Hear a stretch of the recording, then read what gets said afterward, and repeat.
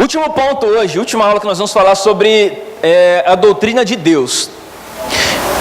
Bom, a doutrina de Deus engloba tudo que é relacionado a Deus, inclusive os seus atributos pessoais, inclusive os seus atributos mais precisos.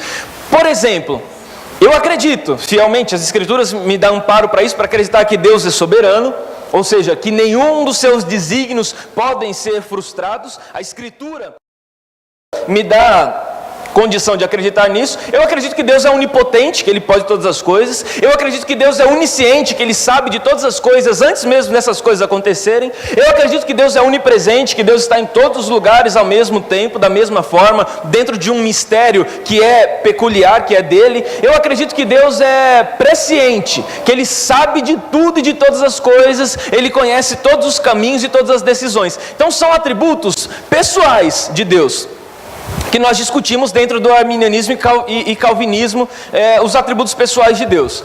Só que dentro desses atributos pessoais de Deus, existe ainda, dentro da teologia, dentro da doutrina de Deus, uma discussão muito grande, que é a discussão sobre a Trindade. A Trindade é um dos maiores mistérios bíblicos e teológicos até hoje. Para você ter uma ideia do tamanho da confusão, a igreja ela só chegou a uma conclusão sobre a Trindade a partir do século IV. No século IV, depois do Concílio de Nicéia, foi que a igreja chegou a uma conclusão a respeito da Trindade e aceitou a doutrina da Trindade dentro da sua essência, dentro do seu canon. Antes disso, eles passaram 4 séculos discutindo a respeito disso. E, inclusive hoje, ainda existem muitas igrejas, tem os dois lados. Tem igrejas que acreditam na Trindade e tem igrejas que não acreditam na Trindade. Tem igrejas que acreditam Pai, Filho e Espírito Santo, são 3 pessoas que são uma. Tem outras igrejas que acreditam que um só são todos, e tem igrejas que não acreditam em nenhuma dessas coisas. Enfim, é uma confusão teológica muito grande, que nós também precisamos chegar a uma conclusão. É como calvinista e arminiano. Hoje você vai ter que chegar a uma outra conclusão. Eu também não vou te dar de bandeja a conclusão se existe ou não Trindade, qual que é o ponto. Eu gostaria que você chegasse à conclusão dentro daquilo que nós vamos ver aqui. Vamos lá? Doutrina da Trindade. Primeiro, como eu disse para vocês que é uma confusão, por quê? Porque Deus está muito acima daquilo que nós podemos imaginar, isso é um fato. Deus está totalmente acima do nosso entendimento. O Agostinho, lá no século 3 para o século 4 da igreja, que é o famoso Santo Agostinho hoje, da igreja católica romana, ele questionou muito. Ele foi um dos caras que mais estudou a respeito da doutrina da Trindade, desse decreto de triunidade de Deus. E embora ele fosse um homem muito sábio, fosse um monge muito sábio, muito renomado, um homem culto e totalmente integrado dentro dos assuntos que desrespeitavam a Deus, a teologia, era uma das mentes mais brilhantes teológicas que já existiu, Agostinho. Ele estava ficando maluco de estudar isso.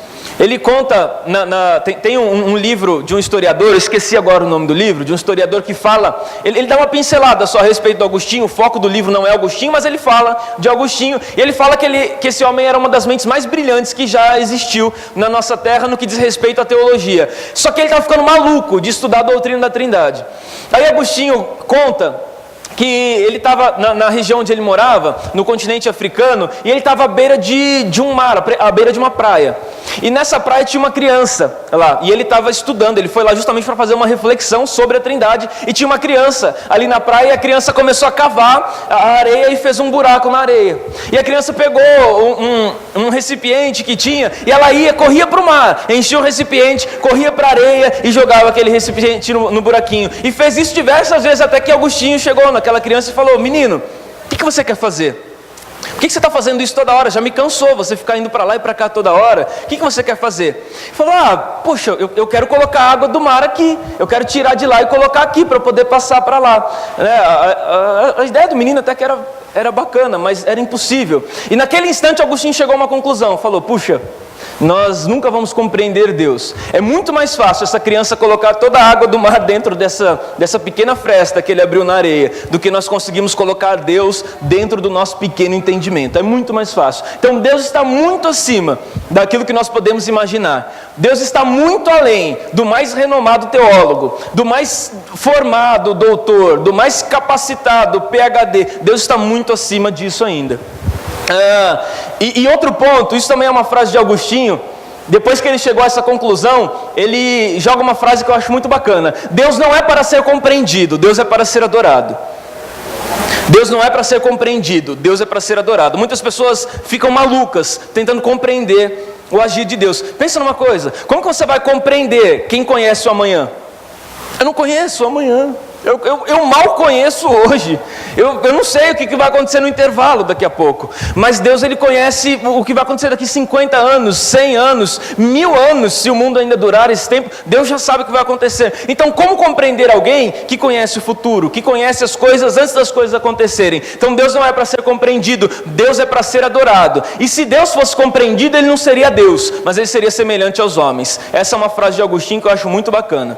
Se Deus pudesse ser compreendido, então Ele não seria Deus, Ele seria um homem, porque homem compreende homem, homem não compreende Deus, porque Deus está muito acima, muito além daquilo que nós pensamos. Bom, são 3 posições existentes sobre a doutrina da Trindade. Se sobre a doutrina da eleição, a doutrina do decreto e da predestinação eram só 2, e já causou uma baita de uma confusão, essa daqui são 3. São 3 posições. Nós temos os unitarianos, os politarianos e os trinitarianos. São 3 posições teológicas diferentes a respeito dessa doutrina, a doutrina da Trindade. Os unitarianos, eles creem que existe um único Deus. São os famosos uniteístas. Os politarianos creem que existem 3 deuses. E os trinitarianos creem que existe um único Deus manifesto em 3 pessoas. Então são 3 visões: ou é um Deus, ou são 3 deuses, ou um Deus que se manifesta de 3 formas. São 3 visões diferentes. Ok? Pergunto para você então, numa grande interrogação: a doutrina, a Trindade, existe? O que você acha? O que você acha? Existe? Quem acha que não existe? Ninguém acha que não existe? Sério? Você acha que não existe? Vai ser do contra? Tamo junto então. Quem acha que não existe? Não existe a doutrina da Trindade. A Trindade não existe. Ok, vamos lá. É bom quando tem um consenso assim geral. É bacana, porque daí eu posso ser do contra. Se ficar dividido, aí eu não tenho que lado ficar. Vamos lá então. A Trindade existe? Eu quero primeiro dar alguns pontos para vocês. Alguns textos, alguns parâmetros bíblicos a respeito justamente da Trindade. O primeiro ponto, que é muito discutido hoje, inclusive, Deuteronômio 6,4. Vê, Israel, o Senhor nosso Deus é o único Senhor. E o que você entende quando você lê esse texto? Um só, tá. E o que você entende então por Trindade?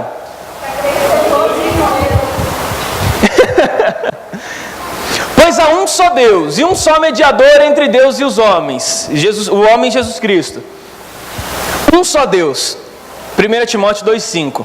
Efésios 4, do 5 ao 6. Há um só Senhor, uma só fé, um só batismo, um só Deus e Pai de todos, que é sobre todos, por meio de todos e em todos. Um só também.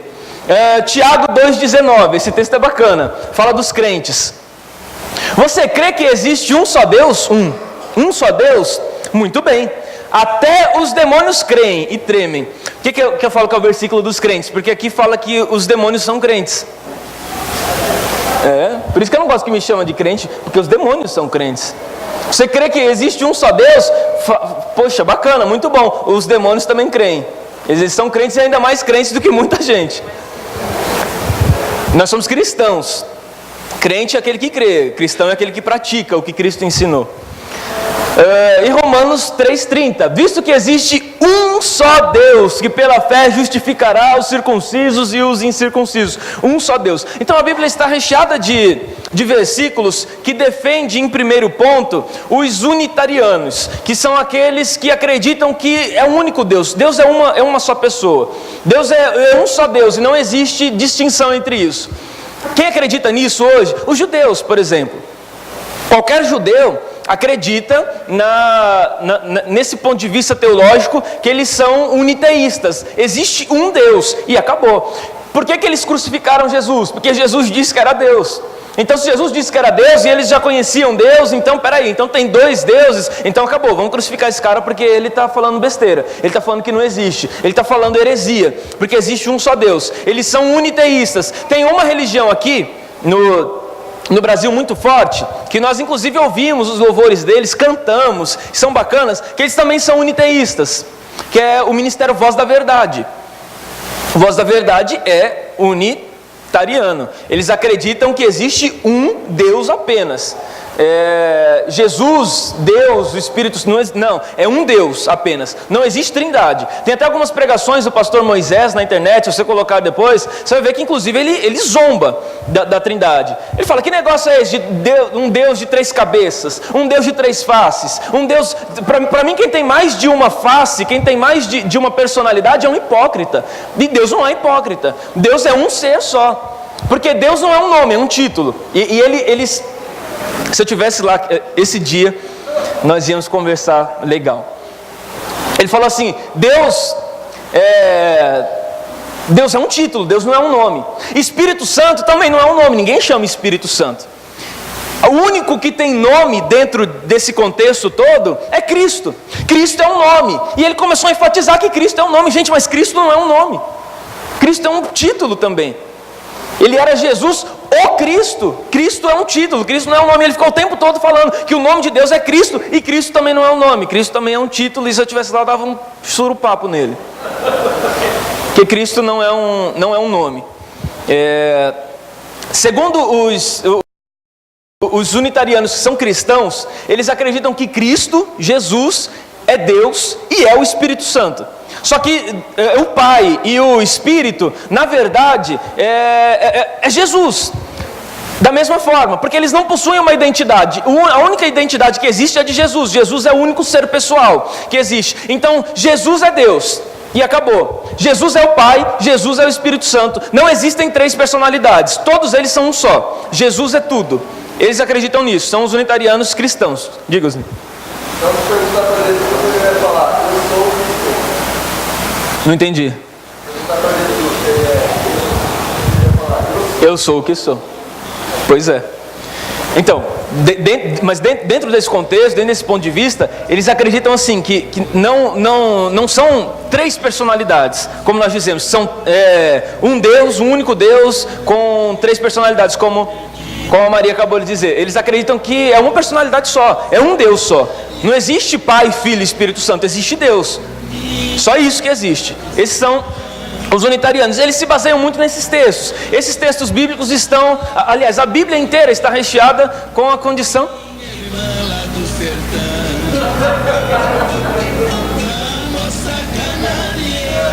Isso aí não é de Deus não, hein? Rádio pirata. Oh, Jesus. Pega esse povo, Jesus. Pega eles. Até esqueci o que eu estava falando. De repente você está na maior inspiração, vem um Sérgio Reis ali cantando, não dá certo não. Fala. Essa atividade aí faz o que eu posso, por exemplo, que tá? Eu não posso dizer que são três pessoas, mas cada um com a sua missão, com a sua função. Depende de qual das três visões você acredita. Deus, criação. Jesus, Salvador. Eu estou falando, tá? E Espírito Santo, Consolador. Então, mas aí você coloca isso como 3 pessoas distintas ou a mesma pessoa fazendo 3 coisas diferentes? Porque em cima disso você vai se enquadrar num daqueles pontos. Você tem 3 pessoas distintas. Tá. Então você é um politeísta. É. Por exemplo, quando Adão pecou, eu não sei se foi lá que houve essa transição de Deus querer matar a humanidade e acabar com a humanidade. Não dizia lá, Certo.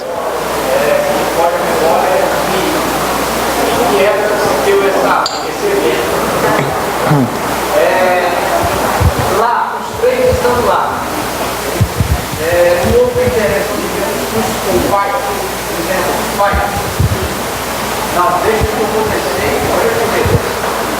Nesse momento, o pai decidiu mandar o filho. Então, essa é a conclusão que eu quero que vocês cheguem hoje. Esse é o ponto. A gente vai chegar lá, a gente vai chegar lá.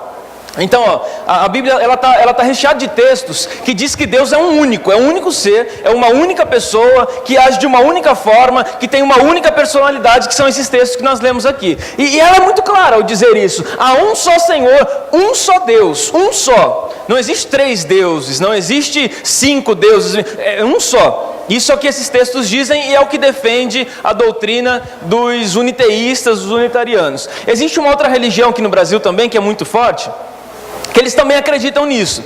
Eles são uniteístas, que são aquelas pessoas que te acordam cedo no domingo. Quem são? Testemunhas de Jeová.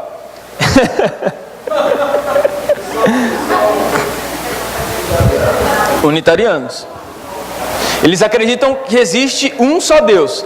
Quer dizer, Deus é único, é soberano. Jesus é uma criatura de Deus. É um Deus, mas não é o Deus. Eles acreditam que existe um Deus só. Jesus é um Deus. E o Espírito Santo é uma força ativa de Deus, é uma palavra, é uma coisa. Ele não existe, não é uma pessoa. Então os testemunhos de Jeová seguem esse padrão de que Deus é único, de que inclusive se referem a ele como Jeová, né? Jeová, Deus, é único, só existe ele e não existe mais nenhum outro além dele. Então eles também são unitarianos nesse ponto, são uniteístas, ok? De onde surgiu a citação Trindade? De onde surgiu essa palavra? A palavra Trindade ela não é encontrada na Bíblia nenhuma vez. Algumas pessoas falam justamente da Trindade porque não tem Trindade na Bíblia. Como que eu vou acreditar na teoria da Trindade se Trindade não tem na Bíblia? Aí eu te respondo, você acredita na Bíblia? A Bíblia não está escrito Bíblia. Não tem Bíblia na Bíblia. Então, não tem Bíblia na Bíblia. Você acredita na teologia da ascensão de Jesus? Acredita? Não está escrito também ascensão. Não tem essa palavra na Bíblia inteira, que Jesus ascendeu aos céus. Você acredita... Quer ver? Fala outra coisa legal aí, puxa. Tinha um monte de coisa na cabeça, sumiu tudo. Tem muitos pontos, muitas coisas que nós acreditamos hoje como uma teologia sadia, que não tem uma citação na Bíblia. Mas não é só porque não tem a citação da palavra que não existe o conceito. Então existe um conceito da teologia da ascensão de Cristo. Eu acredito que Cristo ascendeu aos céus. Você acredita na encarnação de Cristo? Que Cristo veio encarnado? Acredita nisso? Mas não está escrito na Bíblia em momento algum que Cristo veio encarnado. Não tem isso na Bíblia. Mas não é só porque não tem que o contexto disso, o conceito disso não exista. Então não existe Trindade na Bíblia. Mas nós vamos ver alguns textos que sugerem esse contexto. Não é encontrado nenhuma vez na Bíblia. Por isso...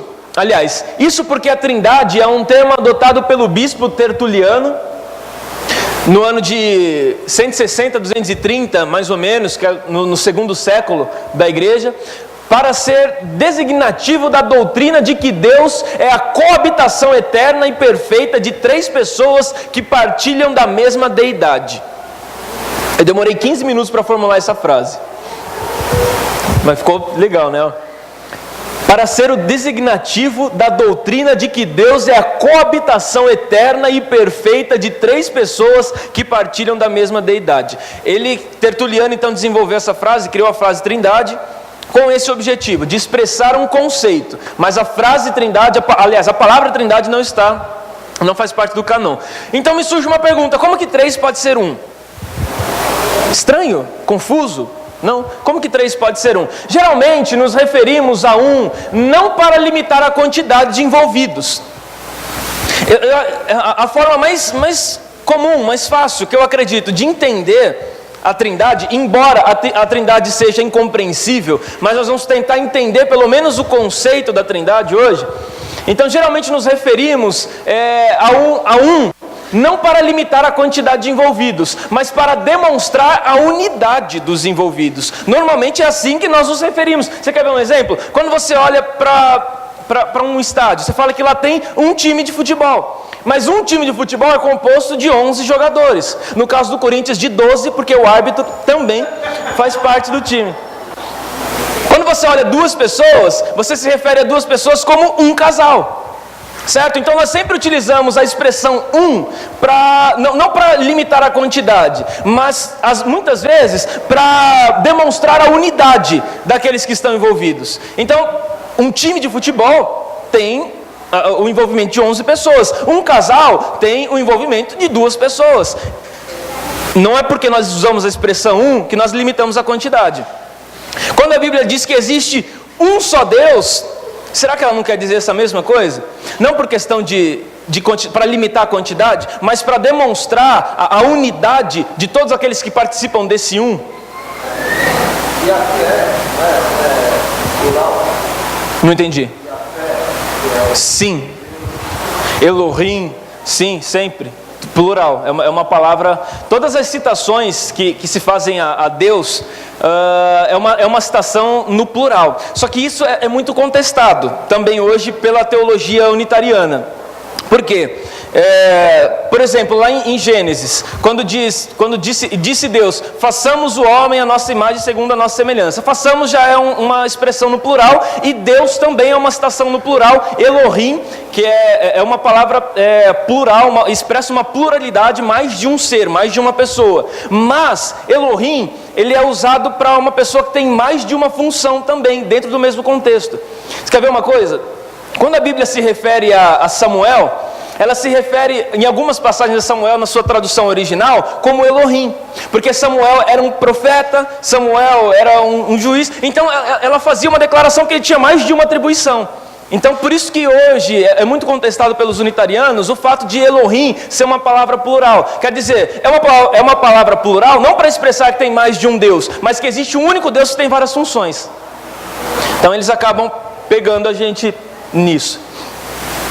Mas essa expressão ela não, de certa forma, não obrigatoriamente tem que limitar a quantidade, mas ela pode expressar o envolvimento aliás, a unidade do envolvimento das pessoas, dos envolvidos. É uma referência a uma unidade composta. A palavra hebraica utilizada no Antigo Testamento para dizer que existe um só Deus, que é aquela Deuteronômio 6,4 que nós vimos ali a primeira, essa é uma palavra uma palavra hebraica. Está escrito ali, eu estou tentando lembrar, está difícil, viu? É uma palavra hebraica que é conhecida como Eshed, que quer dizer literalmente um. Essa é a tradução dela. Porém, essa mesma palavra ela é utilizada em Gênesis 2:24, quando Gênesis 2:24 diz assim, o homem deixará o pai e a mãe e se unirá à sua mulher, e serão ambos uma só carne. Uma no sentido Eshed também. Quer dizer, como que eles vão ser uma só carne? Uma no sentido da composição da unidade dos dois. Entenderam? A mesma expressão que se usa para dizer que Deus é um, é a mesma expressão que a Bíblia usa, a mesma palavra que ela usa para dizer que o homem e a mulher vai ser uma só carne. Mas eles não vão ser uma só carne, literalmente. Mas mesmo assim a Bíblia usa a expressão de que eles vão ser uma só carne, usando a mesma palavra que se diz para Deus que Deus é um só. Então, Eshed é usada para dois que juntos são apenas um. É uma palavra utilizada para duas pessoas que juntas elas se tornam uma. Gênesis 11:6, olha que interessante também. E disse o Senhor: eles são um, usando a expressão Eshed, só povo, e falam uma, usando a mesma expressão Eshed, só língua. E começaram a construir isso, e em breve nada poderá impedir o que planejam fazer. É a alusão lá à Torre de Babel. Obviamente esse povo mencionado era composto de indivíduos, mas Deus estava dizendo que era um só povo, utilizando a mesma expressão que se utiliza para Deus. Era um só povo, mas não era uma só pessoa, era um conglomerado de gente. Existiam mais pessoas lá, mas a mesma palavra, Eshed, está sendo usada para indicar que eles estão trabalhando juntos, como se fossem um só. Agora clareou aí, né? E haja luz. Se a expressão Eshed pode ser usada para descrever várias coisas, como se fosse uma só, então por que quando a Bíblia se refere a um único Deus, deve necessariamente significar que Deus é um ser unipessoal? Hein? Dou-lhe uma, dou-lhe duas.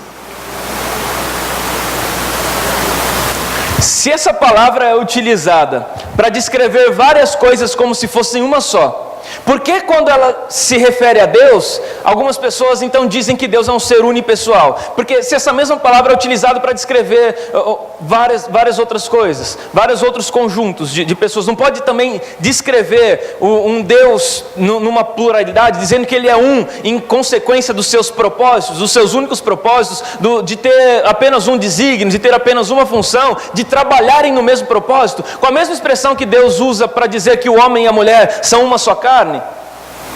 É a mesma palavra, é a mesma tradução, é a mesma essência, a mesma etimologia. Quem são as três pessoas da Trindade, então?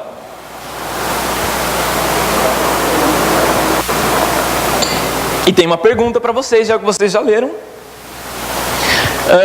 Quem são as três pessoas da Trindade? O Pai, que é o YHWH, primeira pessoa da Trindade; o Filho, que é Jesus, segunda pessoa da Trindade; e o Espírito Santo, que é o Consolador, Paracletos, que é a terceira pessoa da Trindade.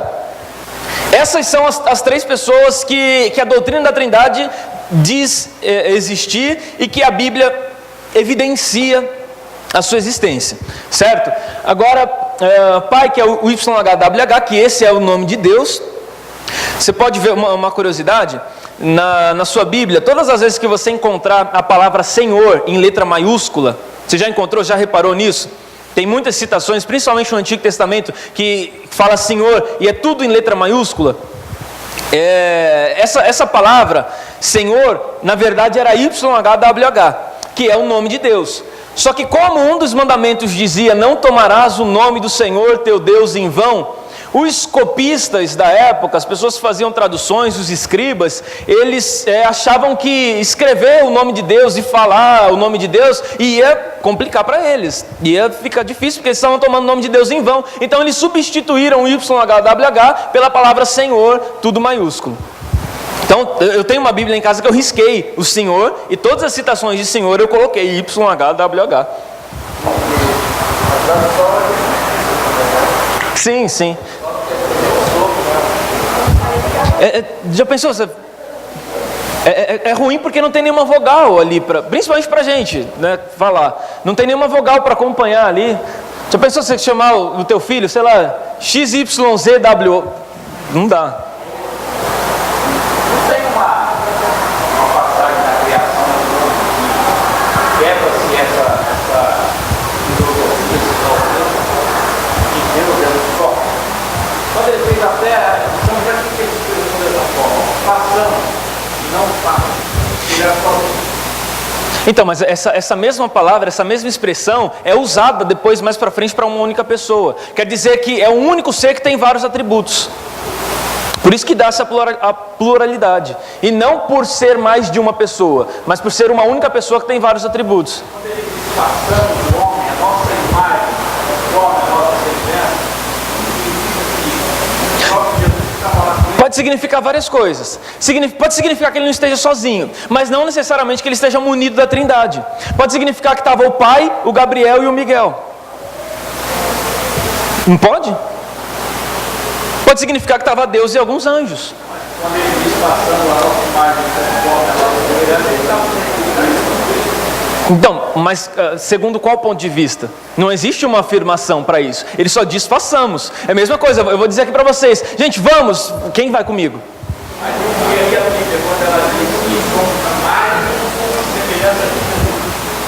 Não, ela diz somos imagens e semelhanças de Deus. De Deus, isso, de Deus.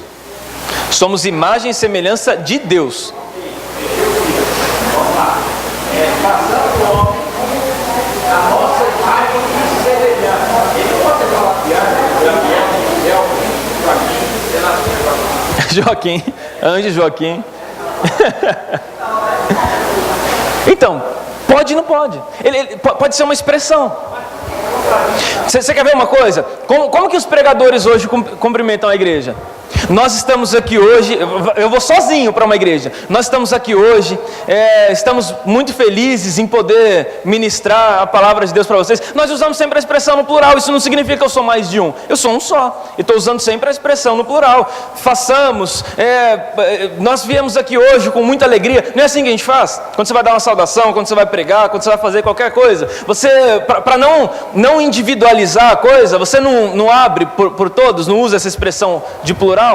Não sei, então isso não justifica, não é uma clareza, não existe uma clareza nisso. E como Osni falou também da Elohim, que é uma palavra plural, mas isso é utilizado para expressar muitos atributos, e não só a posição de mais de uma pessoa, mas sim uma pessoa que tem muitas funções. Também é usada a mesma palavra, a mesma tradução.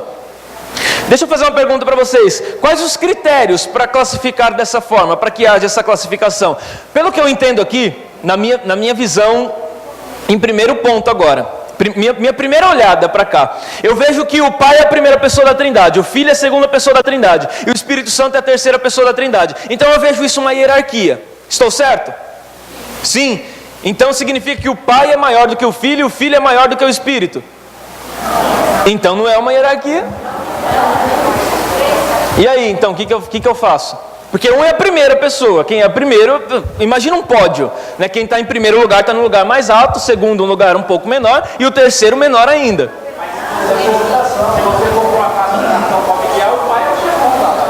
O pai é, então, esse é o conceito que eu quero chegar. Qual que é o critério para essa classificação? É o critério de poder? Então, Deus é mais poderoso que Jesus, e Jesus é mais poderoso que o Espírito Santo?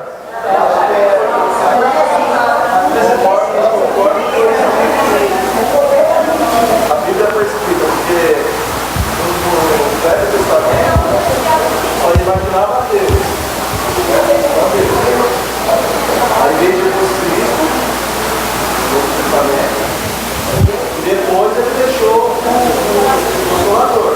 Então dá para entender que é primeiro Deus, Jesus e terceiro. Então, mas essa classificação? Os três já existiam antes da formação do mundo. A função deles? Que mais? Da maneira que eles foram apresentados? Pela apresentação, certo? Alguém mais? Diga-me.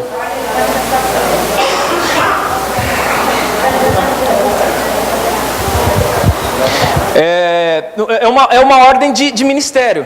É uma ordem de manifestação. É uma ordem ministerial. O primeiro ministério com a humanidade foi de quem? De Deus. O segundo ministério?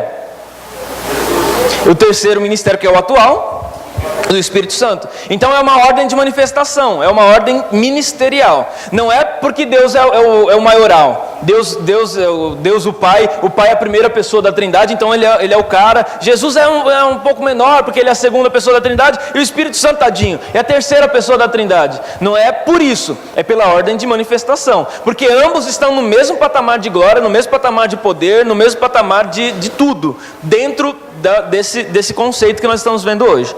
Ok?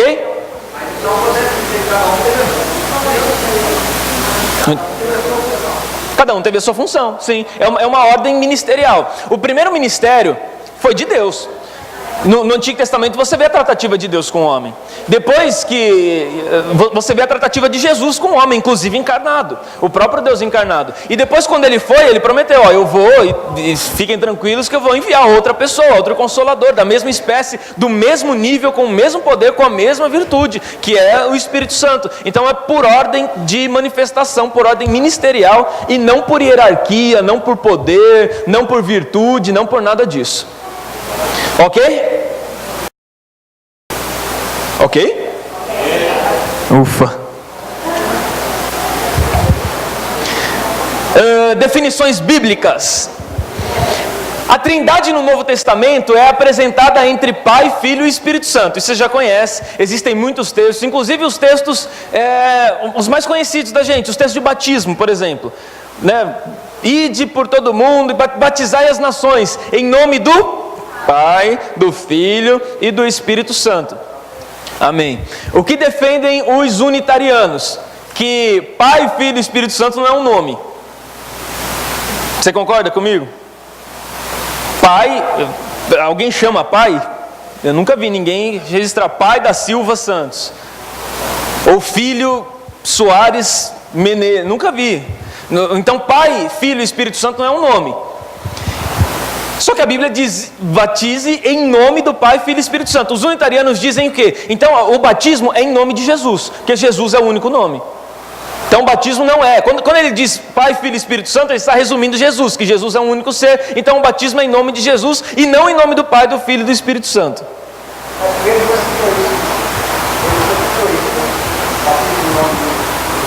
Batiza em nome de Jesus. Então, mas aí entra o consenso. É assim mesmo?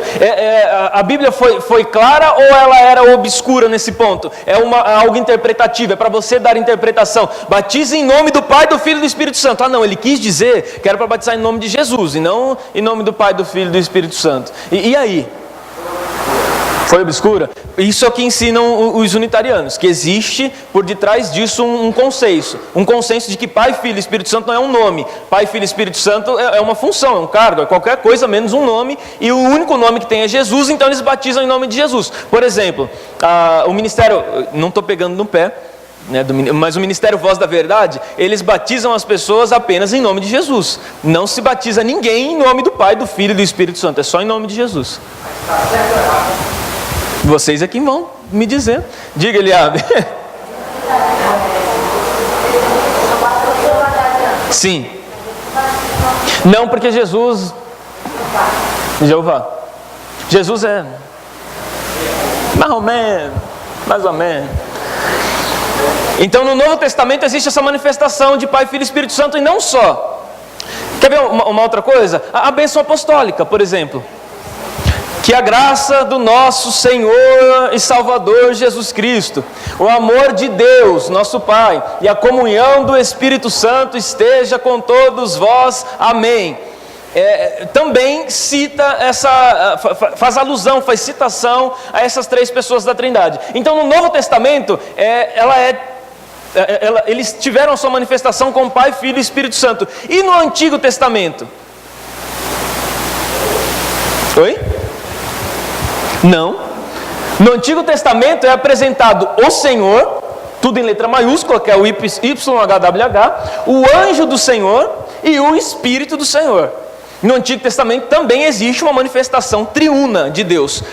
O Senhor, o anjo do Senhor e o Espírito do Senhor. Existe uma manifestação triuna também no Antigo Testamento. Tem gente que não aceita a teoria da triunidade, a teologia da triunidade, porque diz que isso é uma coisa nova, é uma coisa do Novo Testamento, é uma coisa que inventaram nova, que é lá do quarto século da igreja, do concílio de Nicéia. Mas na verdade essa visão triuna de Deus, ela já vem de antigamente, ela já vem do Antigo Testamento, porque Deus se manifestava no Antigo Testamento de três formas diferentes: o Senhor, o anjo do Senhor e o Espírito do Senhor.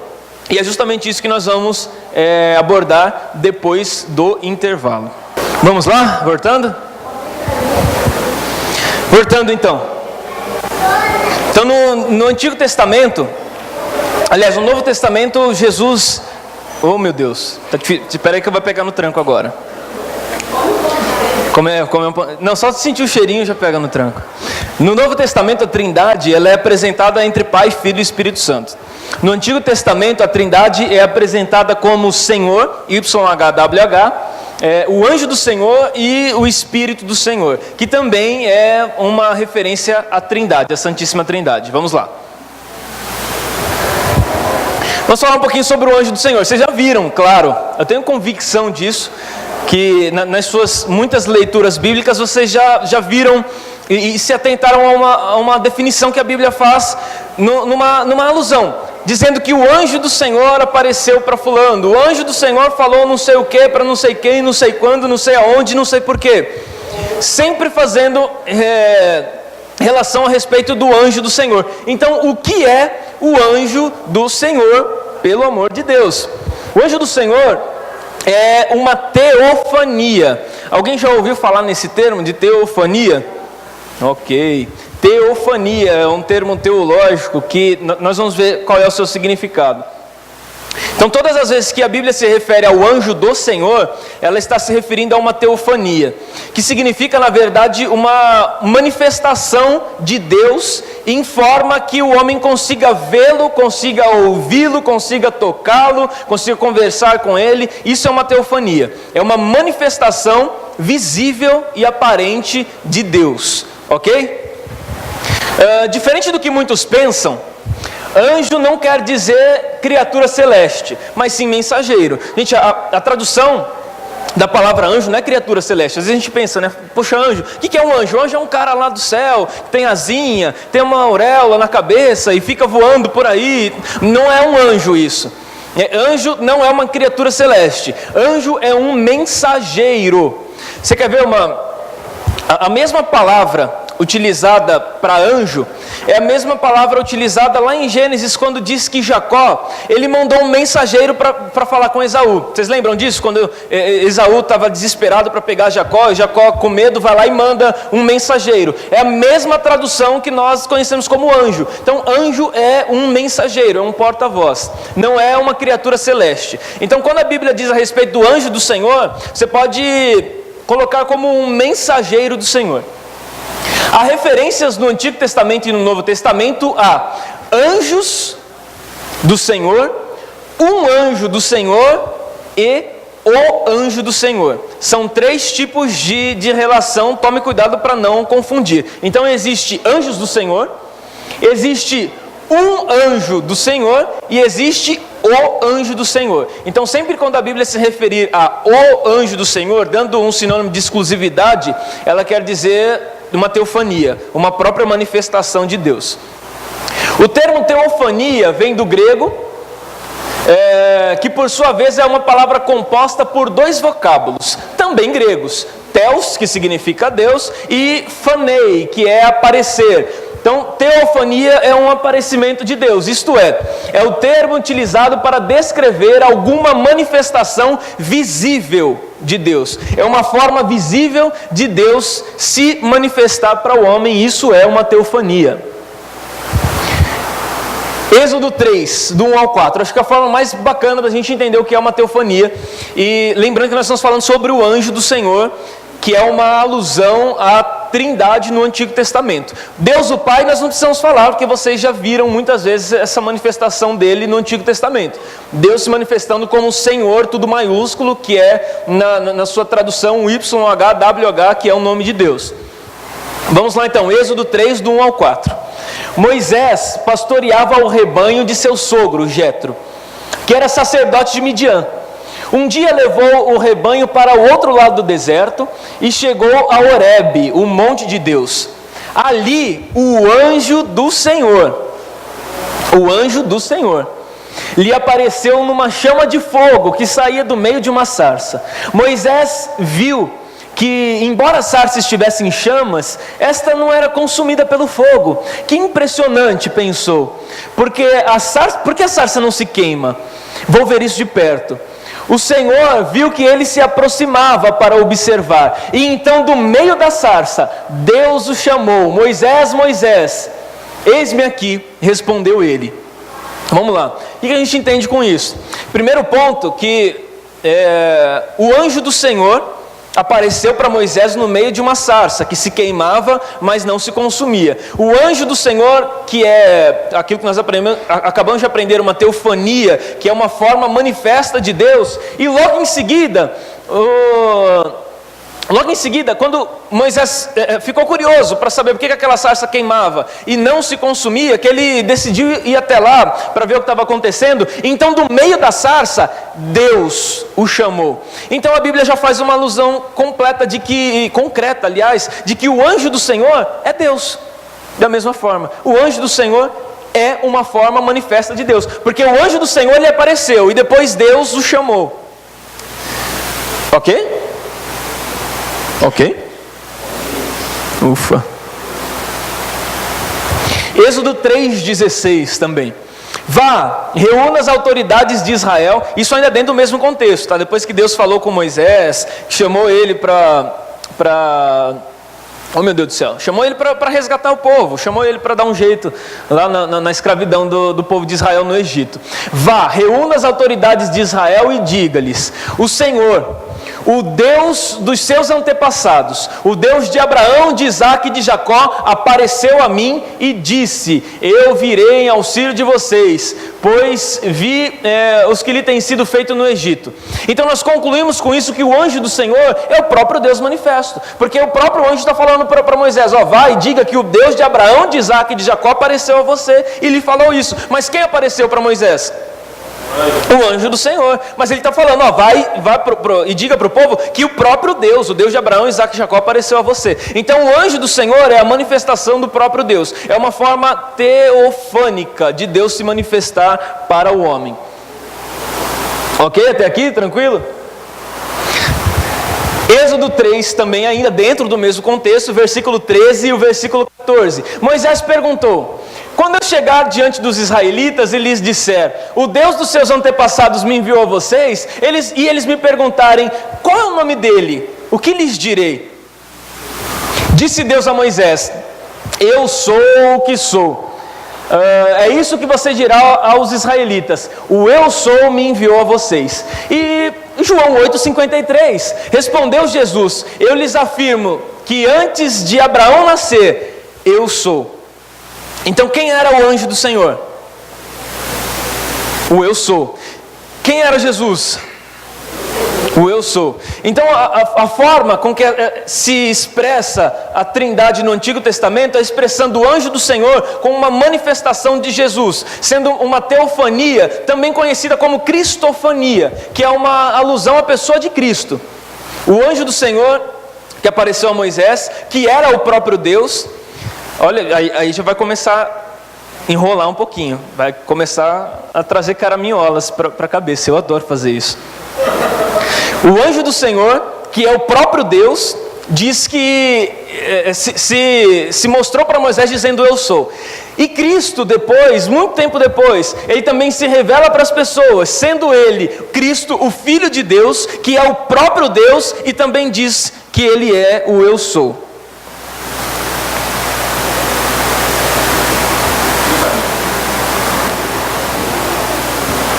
Show? Fechou o raciocínio? Não? Fechou? Não? Como não? Não acredito que não fechou.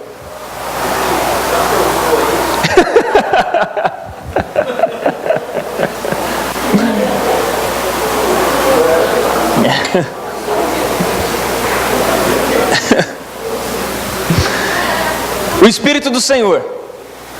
Então, são três manifestações. A primeira manifestação é YHWH, que é o próprio Deus. Essa eu nem entrei em parâmetros porque não há necessidade, nós vemos a todo momento Deus se manifestando. Depois o anjo do Senhor, que é uma figura de Cristo no Antigo Testamento, que é inclusive o próprio Deus.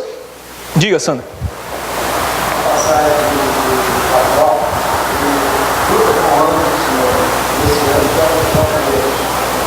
Sim, mais tarde ele diz também. Aliás, o próprio anjo lhe diz: seu nome não será mais Jacó, será Israel, porque com Deus e com os homens lutastes e prevalecestes.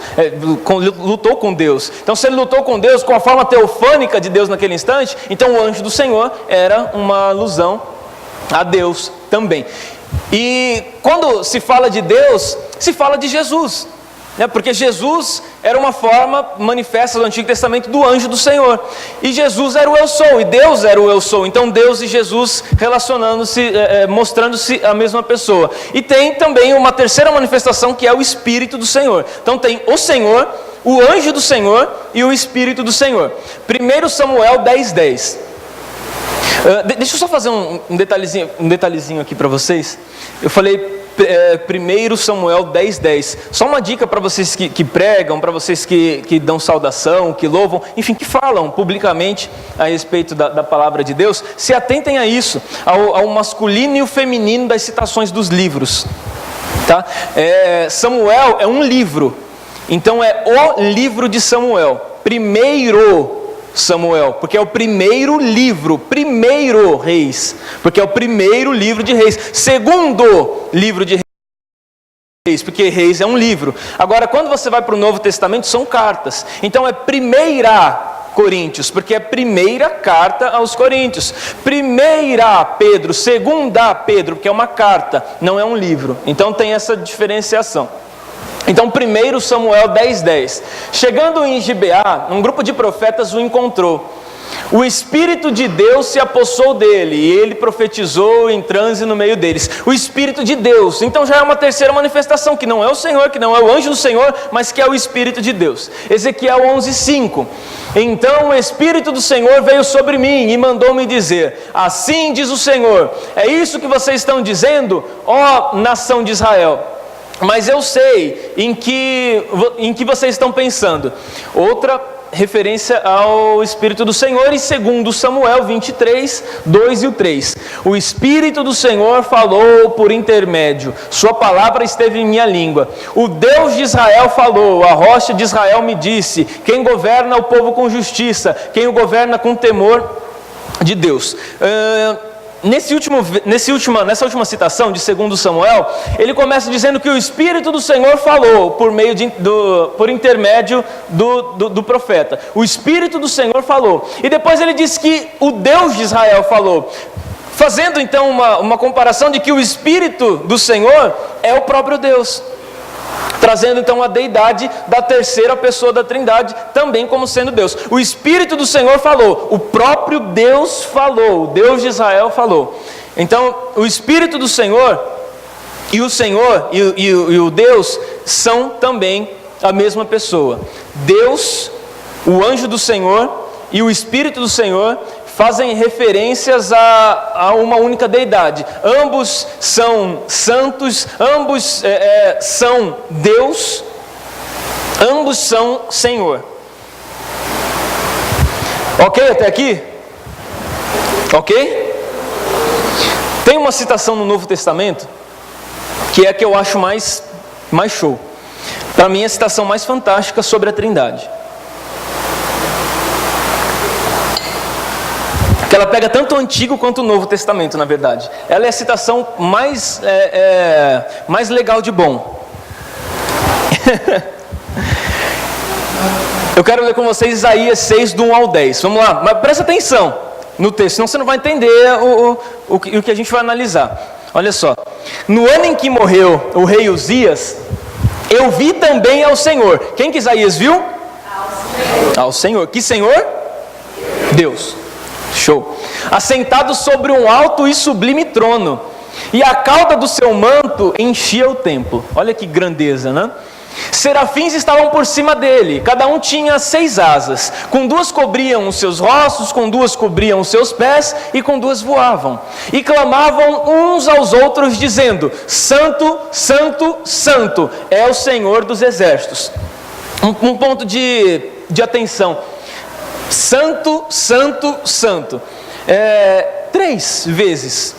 Será que é uma coincidência? Mas quando ele faz a expressão de santo, santo, santo 3 vezes, que dá uma indicação de pluralidade, ele já na mesma hora traz uma singularidade, que é o Senhor e não os senhores. Então ele expressa uma forma plural, de repente ele já transforma no singular.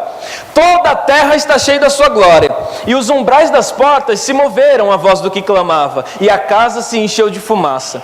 E então disse eu: ai de mim, porque estou perdido, porque sou um homem de lábios impuros e habito no meio de um povo de impuros lábios. Os meus olhos viram o Rei, o Senhor dos Exércitos. Quem que ele viu? Senhor dos Exércitos. Yes. Porém, um dos serafins voou para mim, trazendo na sua mão uma brasa viva, que tirara do altar com uma tenaz. E com a brasa tocou a minha boca e disse: eis que isso tocou os teus lábios, e a tua iniquidade foi tirada, e expiado o teu pecado.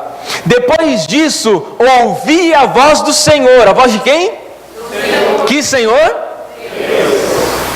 Que dizia: a quem enviarei? E quem há de ir por nós? Indicando outra pluralidade. Então disse eu: eis-me aqui, envia-me a mim. E então disse ele quem?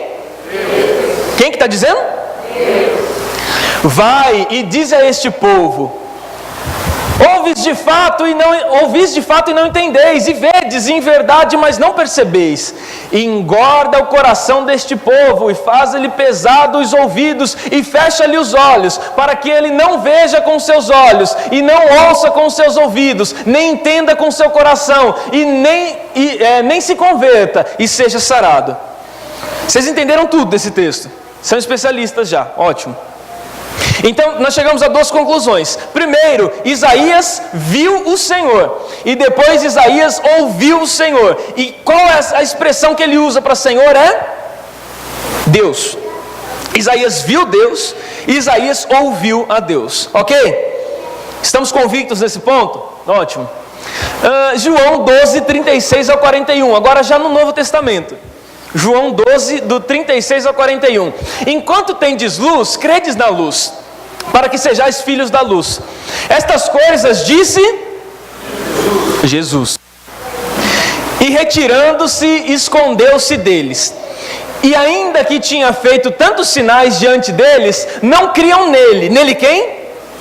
Jesus, isso. Para que se cumprisse a palavra do profeta Isaías, que diz: Senhor, quem creu na nossa pregação, e a quem foi revelado o braço do Senhor? Está lá em Isaías 53 isso. Mas aí depois ele faz uma outra citação: por isso não podiam crer. Então Isaías disse outra vez: cegou-lhes os olhos e endureceu-lhes o coração, a fim de que não vejam com os olhos e compreendam no coração e se convertam, e eu o escure. Que é Isaías 6, do 9 ao 10, que nós acabamos de ler. Isaías disse isso quando viu a sua glória e falou dele. Dele quem?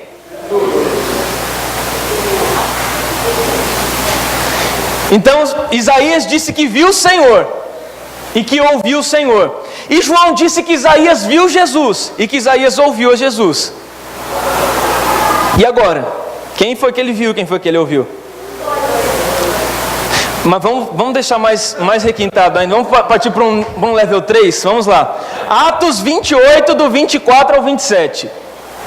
E alguns criam no que se dizia, mas outros não criam. E como ficaram entre si discordes, despediram-se dizendo Paulo esta palavra: bem falou o Espírito Santo aos nossos pais pelo profeta Isaías, dizendo: vai a este povo e dize: de ouvido ouvireis e de maneira nenhuma entendereis, e vendo vereis e de maneira nenhuma percebereis, porquanto o coração deste povo está endurecido, e com os ouvidos ouviram pesadamente, e fecharam os olhos, para que nunca com os olhos vejam, nem com os ouvidos ouçam, nem com o coração entendam, e se convertam e eu o escure. Que é Isaías 6, do 9 ao 10 também. Então pera lá, complicou mais um pouquinho. Isaías disse que viu o Senhor, João disse que Isaías viu Jesus, e Paulo disse que Isaías viu o Espírito Santo, na mesma citação. Isaías disse que ouviu o Senhor, João disse que Isaías ouviu Jesus, e Paulo disse que Isaías ouviu o Espírito Santo.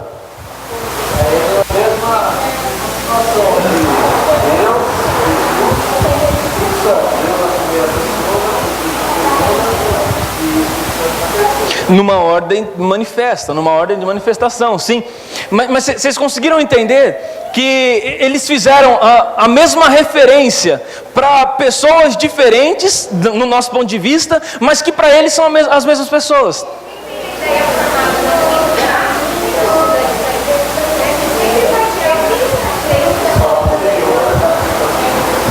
Sim. Mas é bacana você ver que Isaías faz alusão, dizendo, eu vi o Senhor. Aí vem João e diz, não, ele viu Jesus. Aí vem Paulo e fala, não, ele não viu nem o Senhor, nem Jesus, ele viu o Espírito Santo. Mas na verdade, ele vendo um, ele viu os três. Ele vendo um, ele viu os três. Porque a Bíblia te dá essa condição. Não existe o termo trindade na Bíblia, mas existe uma doutrina que sustenta isso. Que a Bíblia mostra claramente que uma pessoa da trindade representa três, na verdade. Mas que na verdade é uma só. Nós não somos politeístas. Nós não acreditamos que existem três deuses, como acreditam muitas pessoas. Isso não faz sentido. Inclusive, isso eu questiono, quando eu recebo visita na minha casa, dos Testemunhas de Jeová, eu gosto de fazer com que eles entrem, eu gosto de fechar a porta, servir um café. Eu não gosto de conversar no portão, que é perigoso, você sabe como que é. É bem perigoso, aí eu convido para entrar. Aí depois que eles entram, eu fecho a porta. E eu sou um cara muito legal, então eu ouço tudo primeiro. Mas depois eu gosto que me ouçam também, porque eu já ouvi, eu fiz minha parte. Eu ouvi, agora você não vai embora, enquanto você não me ouvir também. Ninguém mandou você falar, quem fala tem que ouvir. E a pergunta que eu faço é justamente essa. Eles afirmam na sua doutrina que Deus criou Jesus. E que Jesus é um Deus, mas não é um Deus supremo, não é um Deus soberano. Agora, explica para mim uma coisa. Por que Deus, na sua soberania, na sua grandeza, criaria um outro Deus para dividir com esse Deus a sua grandeza, a sua glória, a sua virtude, a sua sabedoria, se Ele próprio diz que Ele não divide a glória dEle com ninguém? Por que Ele criaria um Deus para dividir? Por que a Bíblia está recheada de versículos condenando o servir a outros deuses, e o próprio Deus criaria um outro Deus para se servir? Então não tem explicação. E sempre quando eu vou conversar com um Testemunho de Jeová, eu uso esses três textos aqui. Eu falo, eu preciso da sua ajuda. Você precisa me ajudar, porque tem uma parte na Bíblia que eu não conheço, eu não consigo entender. Aí eles, muito prestativos, dizem, tudo bem, eu vou te ajudar. Eu falo, Isaías estava falando de quem? Do Senhor, show. E João estava falando de quem? João está falando de Jesus. E Paulo está falando de quem? Paulo está falando do Espírito Santo. Então você me responde esse negócio? Eu vou lá perguntar para o ancião, porque eu não sei muito bem não. Eles acabam saindo sempre pela culatra. A doutrina da Trindade, ela talvez seja a doutrina mais complexa de se entender dentro do contexto teológico, dentro da teologia moderna. Por quê? É difícil você conceber a ideia de uma triunidade, né? Porque para a gente, um é um e três e três. Eu não consigo ver três como um. Mas eu já disse aqui para vocês em outras vezes, e é uma forma da gente fazer referência a isso mesmo. Como nós somos imagem e semelhança de Deus? Porque nós somos uma triunidade. Nós somos corpo, alma e espírito. E todos trabalham no mesmo propósito. Todos fazem parte de nós. Eu não consigo diferenciar o meu corpo da minha alma do meu espírito, eu não consigo diferenciar. Eu sou uma triunidade. Eu sou um ser trino, e Deus é um ser trino, também dentro da sua manifestação. A alma é a sede dos nossos sentimentos e emoções, e a Bíblia diz que Deus amou o mundo de tal maneira, então Deus é uma expressão de emoção. A Bíblia diz que Jesus se fez carne, então é a parte física. E o Espírito, o nosso Espírito é o Espírito de Deus. Então a Bíblia faz uma alusão à Trindade Santa, e é fácil de nós entendermos quando nós olhamos para nós, porque nós somos uma Trindade também. Nós somos um ser triuno, nós somos trinos também, porque nós somos imagem e semelhança de Deus. Alguma dúvida? Certeza absoluta? Pensa no ovo também. Lembra que eu dei o exemplo do ovo para vocês? Um ovo tem uma composição trina também. É a casca, a gema e a clara.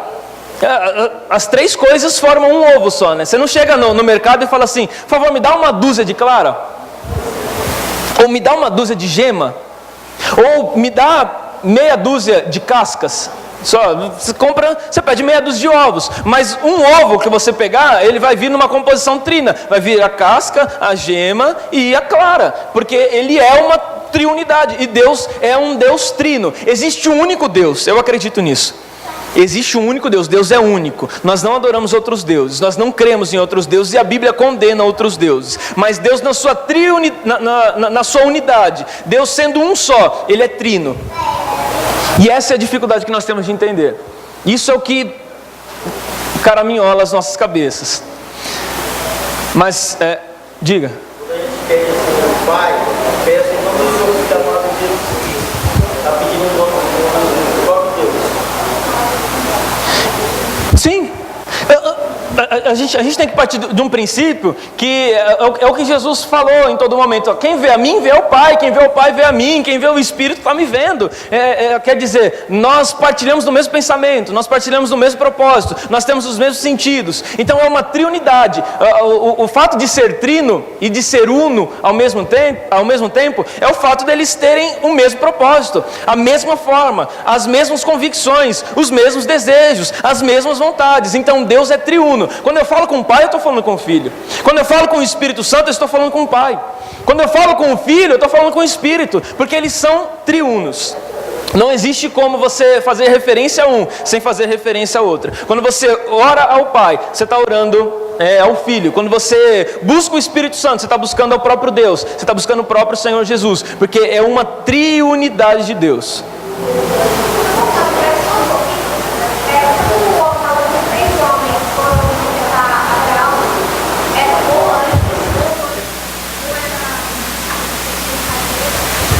Quando 3 homens foram visitar Abraão, então é uma teofania. É uma teofania. Você pode ver isso por quê? Porque um homem fica com Abraão e 2 vão até Sodoma e Gomorra para destruir a cidade.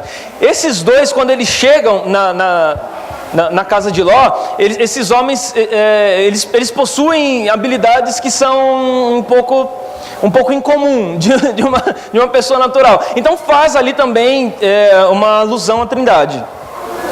Fazem uma alusão à Trindade dessa passagem também. A Bíblia, na verdade, está recheada de manifestações teofânicas, né, de Deus. Tanto com Abraão, o próprio Moisés, também nesse instante em que ele encontrou Deus na sarça, no Monte Horebe, tem aquela musiquinha que a gente gosta bastante, né? E lá no Monte Horebe, de fogo a sarça, foi Deus que mandou o vento. E sei lá como que canta esse negócio.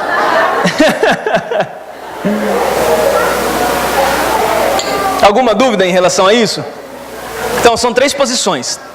São aqueles que acreditam em um único Deus, aqueles que acreditam em vários deuses, são os politeístas, acreditam em 3 deuses, não em 3 características, mas em 3 deuses, e aqueles que acreditam na Trindade, que acreditam em um único Deus que se manifesta de 3 maneiras diferentes. Ok?